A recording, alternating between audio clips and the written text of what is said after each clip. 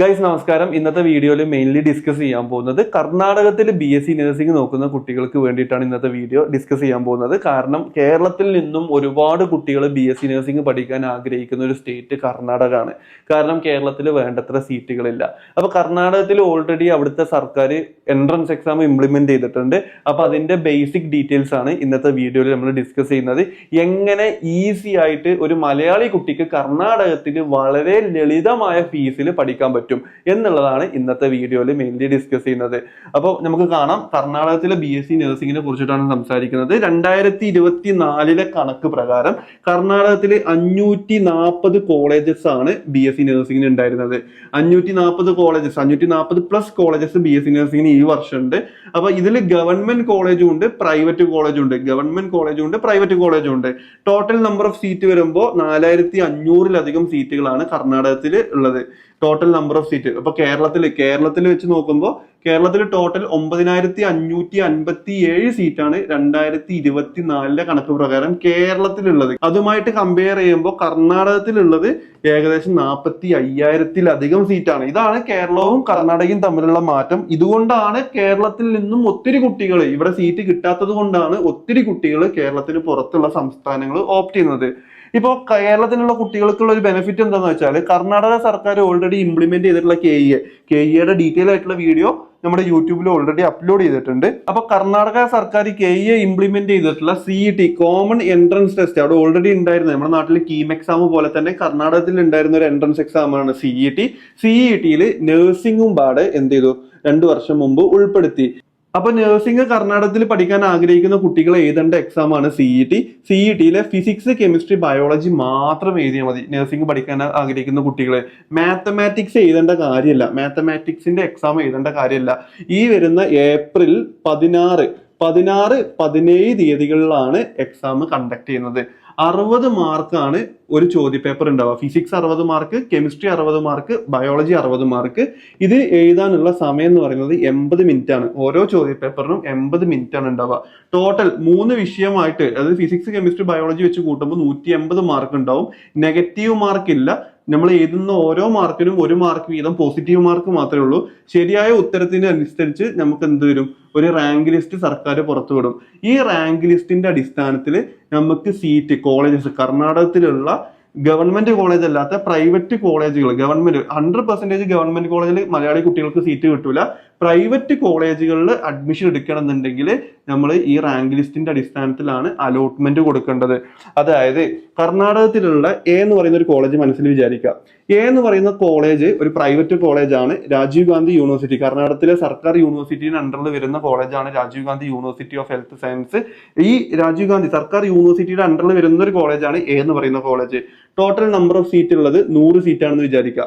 അപ്പൊ ഈ 100 സീറ്റിൽ 20% സീറ്റ് മാനേജ്മെന്റ് സീറ്റാണ്. അതായത് കോളേജിന് തീരുമാനിക്കാം ഈ സീറ്റിൽ ആർക്കൊക്കെ പഠിക്കാൻ പറ്റും. ഇതിന് KEA എക്സാം മാൻഡേറ്ററി അല്ല. KEA അല്ലാത്ത കുട്ടികൾക്കും മാനേജ്മെന്റിൽ 20% സീറ്റ് എടുത്തിട്ട് മാനേജ്മെന്റ് കോളേജിന്റെ അടിസ്ഥാനത്തിൽ മാനേജ്മെന്റ് എത്രയാണോ ഫീസ് പറയുന്നത് ആ ഫീസ് കൊടുത്ത് പഠിക്കാൻ പറ്റും. പിന്നെ വരുന്ന 20% സീറ്റ് ലോക്കൽ സീറ്റ് ആണ്. ലോക്കൽ സീറ്റ് എന്ന് പറയുമ്പോൾ കർണാടകത്തിലെ കന്നഡ കുട്ടികൾക്കുള്ള സീറ്റാണ് 20% സീറ്റ്. അത് ലോക്കൽ ഫീസ് കർണാടകത്തിലെ കന്നഡ കുട്ടികൾക്ക് ഏകദേശം 80,000 രൂപ മുതൽ 1 ലക്ഷം രൂപയുടെ ഉള്ളിലാണ് ഫീസ് വരിക. അത് കൊടുത്തിട്ട് ലോക്കൽ കുട്ടികൾക്ക് പഠിക്കാൻ പറ്റും. പിന്നെ വരുന്ന 60, അതായത് 20-40%, 100-ൽ 40 സീറ്റ് ഇങ്ങനെ പോയി, മാനേജ്മെന്റും പോയി, കന്നഡയും പോയി. പിന്നെ വരുന്ന 60 സീറ്റ് ഉണ്ടല്ലോ, ഈ 60% സീറ്റാണ് ഓൾ ഇന്ത്യ ലെവലിൽ എടുക്കുന്ന സീറ്റ്. ഇതിനാണ് നമ്മൾ മലയാളി കുട്ടികൾ KEA CET എക്സാം എഴുതുന്നത്. ഇത് എഴുതിയിട്ട് ഫിസിക്സ്, കെമിസ്ട്രി, ബയോളജിയുടെ മാർക്കിന്റെ അടിസ്ഥാനത്തിൽ റാങ്ക് ലിസ്റ്റ് പുറത്തുവിട്ട് നമ്മൾ ആഗ്രഹിക്കുന്ന നമ്പർ ഓഫ് പ്രൈവറ്റ് കോളേജസ് ഉണ്ട് കർണാടകത്തിൽ.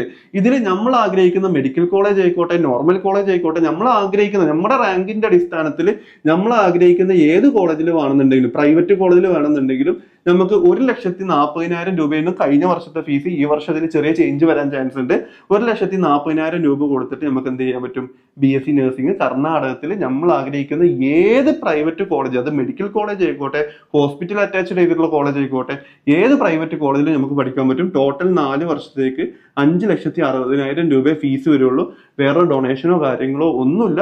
പ്ലസ് ഹോസ്റ്റൽ ഫീസ് എത്രയാണോ ആ ഹോസ്റ്റൽ ഫീസും വരും. ഏകദേശം ഒരു 3 ലക്ഷം രൂപ 4 വർഷത്തേക്കായിട്ട് ഹോസ്റ്റൽ ഫീസ് വരികയാണെങ്കിൽ തന്നെ 8,60,000 നമ്മൾ ആഗ്രഹിക്കുന്ന അടിപൊളി മെഡിക്കൽ കോളേജിൽ നമുക്ക് പഠിക്കാൻ പറ്റും. അപ്പൊ ഇതാണ് കർണാടകത്തിലെ പ്രോസസ്സ്. അപ്പൊ എനിക്കൊരു ബോണസ് പോയിന്റും കൂടി എനിക്ക് പറയാനുണ്ട്. അതായത് കർണാടകത്തിൽ KEA എക്സാം അപ്ലൈ ചെയ്ത കുട്ടികൾ ഉണ്ടെന്നുണ്ടെങ്കിൽ നമ്മൾ ഓൾറെഡി KEAക്ക് വേണ്ടിയിട്ട് കോച്ചിങ് തയ്യാറാക്കി വെച്ചിട്ടുണ്ട്. വിദഗ്ധ ടീച്ചേഴ്സ് കോച്ചിങ്ങിന് വേണ്ടിയിട്ട് റെഡി ആയിട്ടുണ്ട്. യൂട്യൂബിൽ തന്നെ നമ്മൾ ഫ്രീ ക്ലാസ്സസ് കൊടുക്കുന്നുണ്ട്. അപ്പോൾ KEAന്റെ കോച്ചിങ് ആവശ്യമുള്ള കുട്ടികളൊക്കെ നമ്മുടെ വാട്സപ്പ് ഗ്രൂപ്പിലും ചാനലിലും ജോയിൻ ചെയ്തോളൂ. കാരണം അതിലൂടെ ആയിരിക്കും ഫസ്റ്റ് നോട്ടിഫിക്കേഷൻ പോവുക. ഫിസിക്സും കെമിസ്ട്രിയും ബയോളജിയുടെയും സിലബസ് നമ്മൾ റെഡിയാക്കി വെച്ചിട്ടുണ്ട്. അപ്പോൾ നമ്മൾ previous year question papers analyse ചെയ്യുന്നുണ്ട്. അതുപോലെ തന്നെ നമ്മുടെ വിദഗ്ധമായിട്ടുള്ള ടീച്ചേഴ്സ് തയ്യാറാക്കുന്ന ഈ വർഷം ചോദിക്കാൻ സാധ്യതയുള്ള ചോദ്യങ്ങളും നമ്മൾ തയ്യാറാക്കി വെക്കുന്നുണ്ട്. അപ്പോൾ ഇതറിയാൻ വേണ്ടിയിട്ട് നമ്മൾ വാട്സപ്പ് ഗ്രൂപ്പിൽ ജോയിൻ ചെയ്യുക. അതുപോലെ തന്നെ KEAക്ക് അപ്ലൈ ചെയ്യാത്ത കുട്ടികളുണ്ടാവും. KEAക്ക് ഈ വർഷം അപ്ലൈ ചെയ്യാൻ വിട്ടുപോയ കുട്ടികൾ ഉണ്ടെന്നുണ്ടെങ്കിൽ നിങ്ങളുടെ ബഡ്ജറ്റിനനുസരിച്ചിട്ട് ഈ 20% മാനേജ്മെന്റ് സീറ്റ് ഉണ്ടല്ലോ, ഈ 20% മാനേജ്മെന്റ് സീറ്റിൽ നിങ്ങൾക്ക് ഇന്ത്യൻ നഴ്സിംഗ് കൗൺസിലിംഗ് INCയുടെ അംഗീകാരമുള്ളതും കർണാടക നഴ്സിംഗ് കൗൺസിലിംഗിന്റെ അംഗീകാരമുള്ളതും അതുപോലെ തന്നെ Rajiv Gandhi university of health സയൻസിന്റെ അംഗീകാരം ഉള്ളതുമായിട്ടുള്ള കോളേജസിൽ അഡ്മിഷൻ ലഭിക്കാൻ വേണ്ടിയിട്ട് നിങ്ങളുടെ ബഡ്ജറ്റിനനുസരിച്ചിട്ടുള്ള കോളേജിൽ അഡ്മിഷൻ ലഭിക്കാൻ വേണ്ടിയിട്ട് നിങ്ങൾക്ക് ഞങ്ങളായിട്ട് കോൺടാക്ട് ചെയ്യാം. ഞങ്ങൾ അതിന്റെ ഗൈഡൻസും ചെയ്തു തരാം. അതുപോലെ തന്നെ KEA വഴി കിട്ടുന്ന കുട്ടികൾ, അതായത് ഈ 540 കോളേജിനും INCയുടെ അംഗീകാരമോ അല്ലെങ്കിൽ KNCയുടെ അംഗീകാരം ഉണ്ടാവണം എന്നൊന്നുമില്ല. ഇതൊക്കെ ചെക്ക് ചെയ്തിട്ട് വേണം നിങ്ങൾ അലോട്ട്മെന്റ് കൊടുക്കാൻ.